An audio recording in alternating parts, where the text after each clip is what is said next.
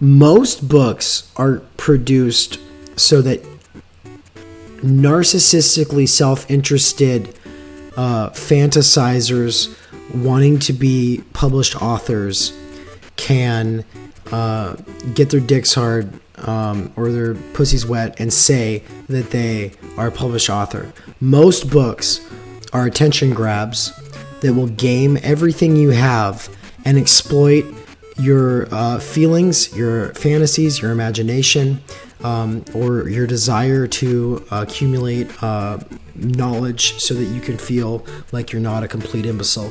Most books are trash. Most authors are trash.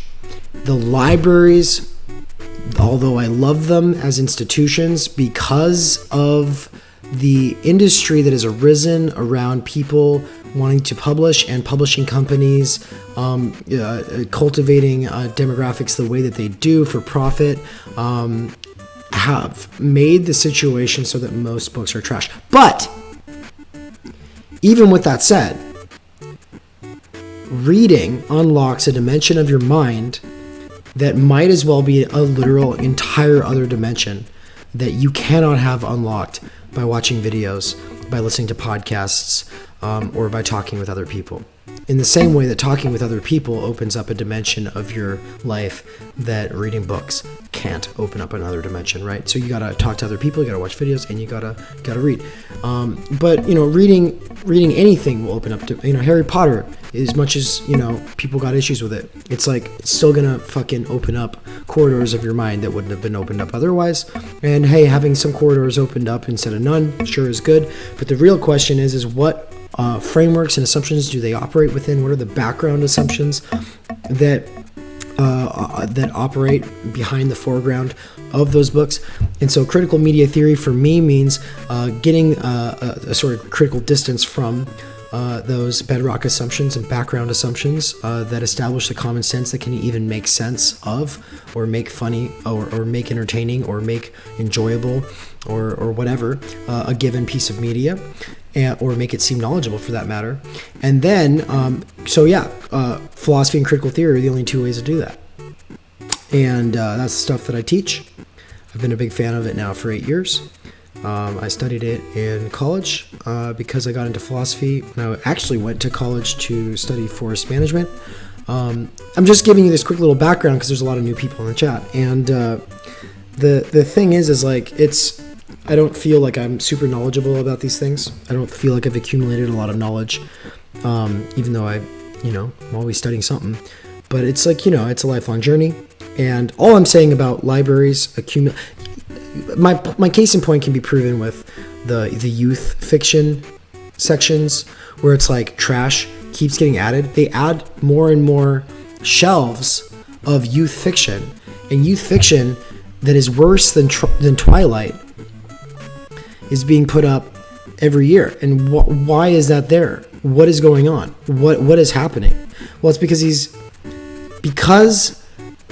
the pseudo socialist library, not worker owned, not representing the interests of the community. Like professors locally, like they have no say in what's going on the shelves there.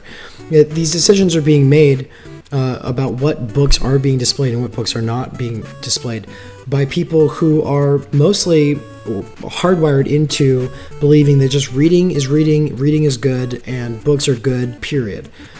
Which is, that's a good start, but it's not enough. And so I want to just really like push that, reading isn't enough. There's a lot of reading that is distractions. There were people who were like, I hope you're stocking up on novels while you stay in for the coronavirus. And I was like, I hope you're stocking up on the 3 volumes of Capital and the Grundrisse. I know it's going to be difficult because it's like a real book. It's not just like to fuck off to. But, I hope that people will use this time off work, if they really are off work, to read something that is going to fundamentally challenge and give them critical distance from not just the status quo, but our historical material position in space and time, vis-a-vis power, to truly understand what are the contexts that contextualize the subjects that we are, right? So speaking of contexts, thinking of conceptual frameworks that we operate in, that operate in the background of everything we do, everything that you might think or say falls within the frameworks of political economy. To get the critique of political economy is very important, but likewise is the critique of media theory in general. So that is actually a perfect segue into this video so that I can finish cramming my face, and then I promise I'm going to do a shell jump. I'm going to be honest and frank with you. Our popular understandings of ideology and the political spectrum are fucking trash, dude. Holy shit. Alright, look at this. The left-right spectrum, trash. The two-axis model, trash. Horseshoe theory, trash. Whatever the fuck this is, garbage. Trash. Whack. Me, I'm tight as fuck! In this video, I'm going to carefully lay out why all these mainstream models of ideology, even our beloved fishhook theory, are deeply flawed models which struggle to properly account for all of the messy complexities of our real politics. After this pointed critique of mainstream models, I will go on to outline a much more useful and correct framework of political ideology and politics, built from a solid analysis of human society. As an aside, this video is not just merely a fun little intellectual exercise, a fun little debunking of pop science. The ways in which we conceptualize politics is deadly serious. What you just saw is a clip from a stream that I did this week. I will start taking clips from my streams, putting them up on my YouTube channel. But my streams are currently occurring on twitch.tv/theory_plebe. For those who do not regularly tune in to follow or subscribe with Twitch streamers, I just wanted to let you know that Twitch is pretty neat. It's a pretty cool way of creating a space for different things, and the Majority Report is on there. A similar channel, Lucid Fox, is on there, and there's a lot of new lefty Twitch streamers emerging on Twitch because of the suppression that we are experiencing on YouTube, where it makes it so hard for people who are new to politics to find alternative coverage. And now I'm not normally doing electoral coverage, okay?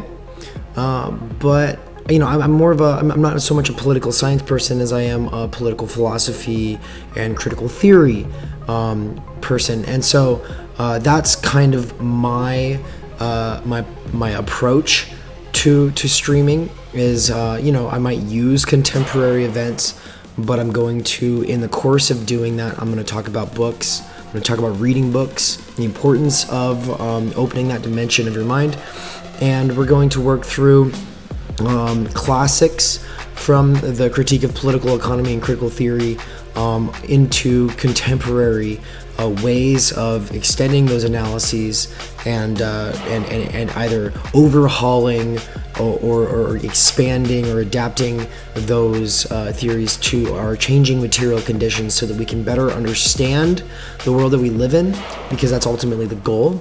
And I'm proud of the kind of space that I cultivate. I really do love the folks who are regulars. It's a good time, so please join us. And if you're not able to join us when we're streaming, then that's okay. Right now I don't have a regular streaming day or time, but if you download the Twitch app and make sure to follow me, you will get notified when I am streaming. I highly recommend doing that. If you're a patron of mine, and if you are, then your name is going by on this side of the screen here right now, and thank you very much for your support.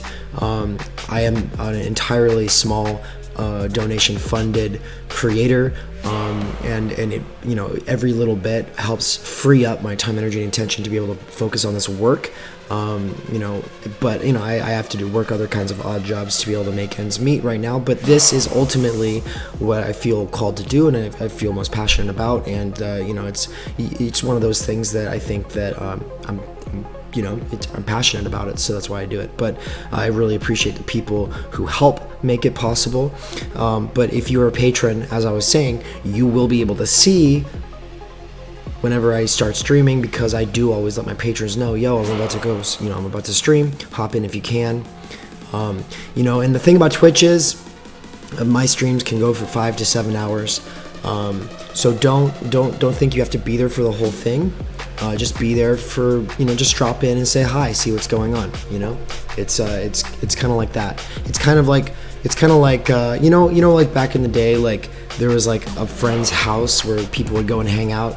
That's basically what Twitch streams are like, except that they're like almost live, independent TV shows. So hope to see you there.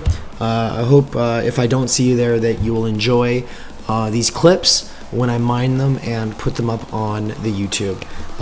My roadside rants will continue, but not as frequently as they were.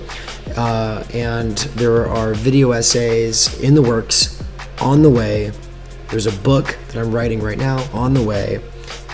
Those things are all background processes, and especially when it comes to video essays, it's in process. But I just finished a move, and my computer, half of it has not arrived right now, so I'm working on my laptop alone, which really ties my hands, restrains me from being able to be as productive as normal, but nevertheless, they persist. So thanks so much, much love, and take care. Like, follow, subscribe.